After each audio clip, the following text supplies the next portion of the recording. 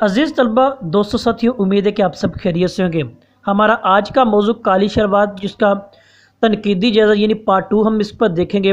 पिछले लेक्चर्स में हमने सुल्ताना यानी तवाइफ का मरकज़ी किरदार और उसके इर्द गिर्द तनकीदी जायज़ा हमने देखा था। अब हम सुल्ताना के साथ साथ दीगर किरदारों का भी मरकज़ी नुक्ता नज़र और तनकीदी जायज़ा देखने की कोशिश करेंगे, और इसके साथ हम दोनों शहरों का भी देखेंगे जहां से वो आते और जाते अपने अयाम ज़िंदगी गुजारते भी हैं। अम्बाला छावनी की बात करें, इस अफसाने के मरकज़ी किरदार में सुल्ताना तवाइफ का किरदार, इसके साथ खुदाबख्श और तीसरा शंकर जो हिंदू मज़हब से ताल्लुक़ रखता है, ये मरकज़ी किरदार 3 हमें मिलते हैं।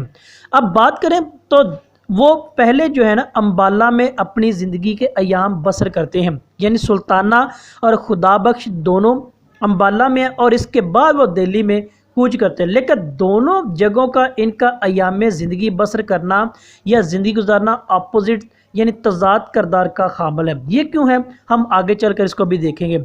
अम्बाला की बात करें तो अम्बाला में इन दोनों की ज़िंदगी खुशहाल थी।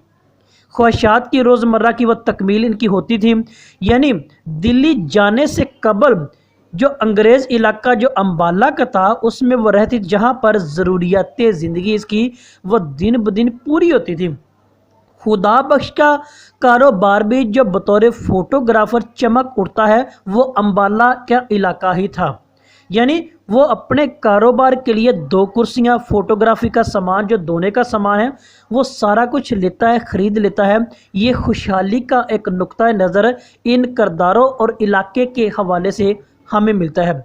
सुल्ताना अम्बाले में रहते हुए जो चीज़ें खरीदती हैं, खुशहाली की एक वजह वो हमारे सामने आती है। उन चीज़ों की लिस्ट अगर देखें तो कानों के लिए वो बूंदे खरीदती है, 5.5 तोले की 8 कंगनियाँ भी वो खरीद लेती है, 10-15 अच्छी अच्छी साड़ियाँ भी जो, और इसके अलावा घर में फर्नीचर और आमदन भी उसकी दुगनी हो जाती है। अब इन पर मुख्तसर एक सरसरी जायज़ा करें तो ये खुशहाली की एक तस्वीर हमारे सामने आती है जो इस इलाके की और उस इलाके में रहते हुए इनके कारोबार की होती है। अब उस वक्त देखें तो उन्होंने कूच नहीं किया था, उन्होंने अम्बाला को नहीं छोड़ा था, लेकिन इसके बाद चंद ही दिनों में के बाद वो दिल्ली चले जाते हैं, यानी अम्बाला को छोड़ देते हैं। अब दिल्ली में जैसे वो कदम रखते हैं तो उनकी बदहाली के दिन शुरू हो जाते हैं, यानी ख्वाहिशात अधूरी रह जाती हैं इनकी। एक किरदार शंकर जो हिंदू होता है वो इसकी एक ख्वाहिश पूरी करता है, जो आगे हम चलकर तफसील से इस पे बात करेंगे। यहाँ जो कुछ था सब इनका दिन ब दिन फरोख्त होता गया, यानी एक एक करके सारा कुछ इनके हाथ से जाता रहा और तकरीबन 5 माह हो गए थे इनको काम भी कोई नहीं मिला था। खुदाबख्श काम ना मिलने की वजह से एक फ़कीर के यहाँ अपनी किस्मत खोलने के लिए उसके पास चला जाता है कि मेरी किस्मत किसी तरीके से खुल जाए, यानी मतलब क्या, उस बाबे की किस्मत को खुद जंग लगा था और ये उसके पास जा रहा था। और ये जो खुदाबख्श का बाबे के पास जाना इस इलाके के लोगों की अक्सी दरबारों पर झूठे फ़कीरों को पीरों पर जाकर एतमाद करते हैं और अपनी झूठी किस्मत को बजाते खुद जंग लगवाते हैं। ये किरदार उसकी निशानदेही भी करता है। सुल्ताना और खुदाबख्श दोनों ज़हनी तौर पर यहाँ पे परेशान मिलते हैं। इस इलाके में आकर दोनों का जीना मुहाल होता है। अब यहाँ पे भी देखें, ये कूच करने के बाद की बात की जा रही है, पहले की नहीं। पहले वो दोनों खुशहाल थे। आखिर का जब मुहर्रम का महीना आता है तो वो काली शलवार की ख्वाहिश करती है, तमन्ना उसकी होती है, हालांकि उससे पहले सब कुछ एक एक चीज़ करके बिक जाती है।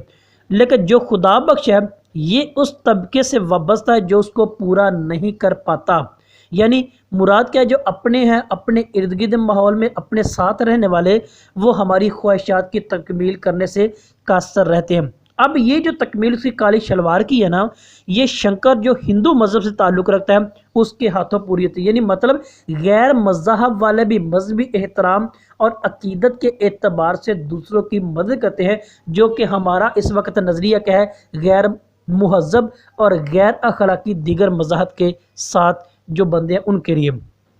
अब ये चीज़ देखिए, अम्बाला का और दिल्ली का फ़र्क देख लें, यानी अब देखें कि दिल्ली में आने से कबल इनके हालात ज़िंदगी बिल्कुल दुरुस्त है, यानी अब इसका हम तज्ज़िया करें तो देखें, अंग्रेज़ जब तक हिंदुस्तान की सरज़मीन पर रहे खुशहाली रुपए पैसे की रेल पेल, ज़हनी सुकून, तरक्की और कारोबार की चमक कहती मुसलसल कायमो दायम रही थी।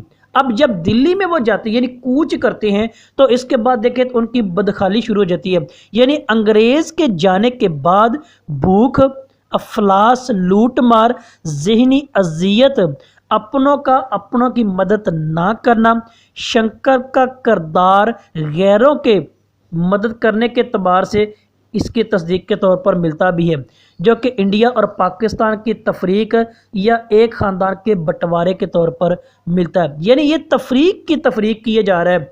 और इस बात को देखें, जब से 1947 से इस अहद की, इस रियासत की, इस बर्रे सगीर के एक ख़ानदान का बंटवारा हुआ है, ये तफरीक बढ़ती ही चली जा रही है। ज़हनी अजियत, तरक्की क्या वो दिन ब दिन कमज़ोर होती चली जा रही है।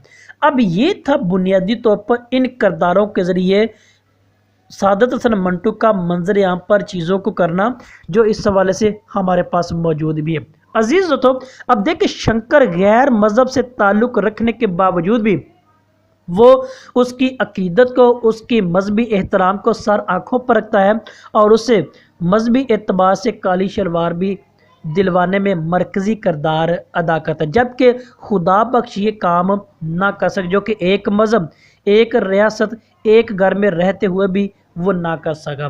तो ये था आज का मुख्तसर तनकीदी जायज़ा इसके हवाले से। कोई सवाल आपका है, कोई बात आपको समझ ना आई हो तो सवाल कीजिएगा, इसको लाइक और शेयर भी ज़रूर कीजिएगा। आप सबका बहुत शुक्रिया।